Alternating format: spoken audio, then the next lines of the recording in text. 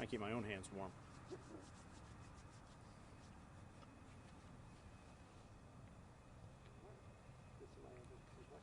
Sure, maybe a little background. You want to give a background statement? Sure. Okay. I'm Colonel Mark Dimitroshin. I'm the 2nd Bomb Wing Commander here at Barksdale Air Force Base. And early this morning, we received a report of a civilian aircraft that a number of air traffic control agencies lost contact with. We then began a coordinated search effort in partnership with Bossier Sheriff and Bossier City Police Department. And roughly about 8:30 this morning, we found the crashed aircraft site out on what we call our East Reservation. It's on the other side of the airfield from here, quite a distance from where we are now on our 22,000 square acre installation. We found members in the aircraft. We then brought in a host of individuals to assess it. And at this time, the site has been secured and is going to be transferred over to either the FAA or the NTSB to continue the investigation process from here. No next of kin notifications have been completed at this time, so I will not be sharing any information on that. But from here, we intend to support the families as best we can, support the investigation as best possible with that, and then try to move on here in this holiday season, knowing that the community is going to be hurting a little bit from the loss of individuals from the local area. Okay. So you mentioned the loss. Can you confirm anything about the victims involved? All I can tell you at this time is that there were 2 members on the aircraft. Unfortunately, they have passed. The next of kin notifications have not been made at this time, so there's nothing further on that. And that the coroner and Bossier leadership will address this matter once the individuals are taken into the coroner's custody and continuation actions from there. At this time, do you have any idea about the cause of the crash? I do not, and that's why we have cordoned on and secured the area to ensure that the investigators from the FAA and the NTSB are afforded the full opportunity to run the determination for the cause of the crash. The area where the crash was it a wooded area or was houses? It was a wooded area on what we call our East Reservation.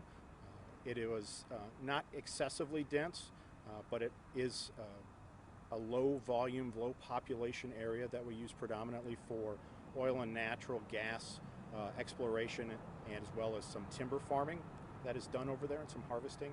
But through some great partnership with our friends in Bossier City and the Sheriff's Office, we're able to find the crash site rather expeditiously out there and now have easier access to it for follow-on investigation matters.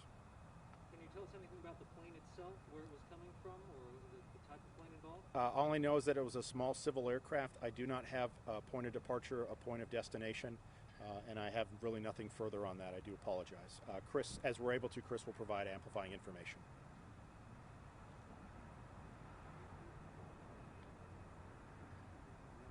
Can you provide anything else about an update when we might expect the next, would it be from your base or would it be from, as you said, the coroner's office? Right, so at this point, addressing the members will likely be done through Bossier or the Sheriff's Office or possibly the coroner's office. As for the aircraft investigation, that'll be handled by the FAA or NTSB when they get here. And unfortunately, I cannot provide you anything definitive on either of those investigations and update matters. We will provide as able through Chris, but I apologize, I do not have definitives for you. Can you answer a question about the B-52 emergency swap just before 7 p.m. last night? I apologize, I missed that. Could you, about the B-52 emergency swap just before 7 p.m. last night? I cannot really discuss that. I do not have any details on it. But the aircraft all recovered in fair condition last night, and I have no concerns about the B-52s on the ramp here or the lethality of the wing to provide deterrence and competition capabilities for the nation in its defense. Will you guys be providing the drone footage? I'm not sure if I have release authority over that. Again, I'm going to have to defer to the investigators, again, the FAA or the NTSB, and it'll be most likely up to them for release authority. Did you say how long it took you guys to locate the plane?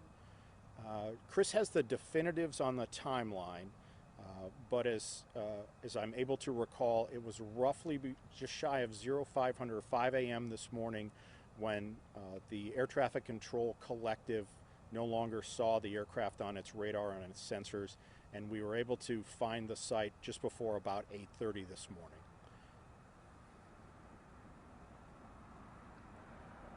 Okay. What kind of weather was this morning? About is how it is right now.